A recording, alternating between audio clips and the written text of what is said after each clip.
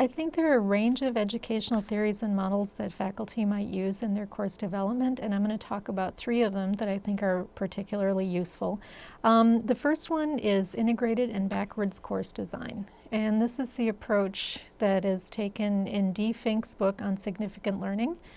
And what you do is you start off by thinking about what you want your students to accomplish at the end of the course and even beyond the end of the course. I mean, so in the end, what skills and knowledge will they have acquired that they can then apply? So for example, a couple of years ago, I worked with nursing faculty who wanted to prepare their nursing students for disaster planning. Now, if you think about it, that preparing for disaster planning involves not only the mastery of content, but also very sophisticated skills and knowledge that's related to that course content. So once you start thinking about that, you start planning backwards, and you start thinking about all the skills and knowledge that your students need to acquire over the course of the semester so they can get to that point. And this is a useful approach because it helps you focus in on exactly what learning activities and what forms of assessment will work best for your students to get them towards that goal. So that's integrated course design. There are a couple of other perspectives that I found really useful recently, and they're connected. So there's networked learning and there's also connectivism.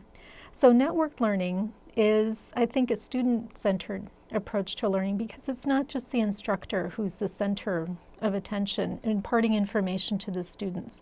In networked learning, you're relying on your peers and maybe, even people outside of the institution to learn as you go. Of course, network learning suggests the use of technology because there might be social networks involved. So what I find interesting about network learning is that it takes you beyond the classroom. So there's a related concept of connectivism, which is engaging with people and objects around the web. This is the approach that was taken in the early MOOCs, as a matter of fact. So again, what I find interesting about both of these perspectives is that it takes you beyond both the metaphorical and physical walls of the classroom and really expands opportunities for your students to learn. In the online environment, I like to think about constructivism and connectivism, and I can say more about that. Constructivism means that you ask your learner what they already know about any particular topic. You give them a place to start based on what they already have in their mind, and then you help them, you guide them in constructing things along the way. Connectivism is encouraging the learner to make those connections, either with the content, with things they find online, books, textbooks, with each other. So how do you encourage them to connect with each other?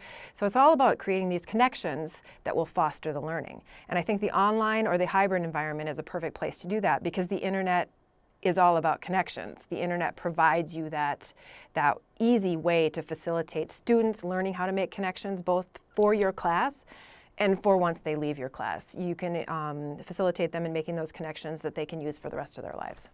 I think that those that are more active learning and student-centered are the ones that work best. So there's the example of constructivism, which suggests that people construct their knowledge rather than receive it passively. Building on that is constructionism, which adds the idea of actively creating or making something, and add to that social learning, suggesting that we often learn best with and from other individuals. That's a vast simplification, of course, of these theories, but I think that those are the ones that make sense to me based on the evidence we have about cognition and learning and the kind of basis that I think is important when one is designing and developing course materials or a course.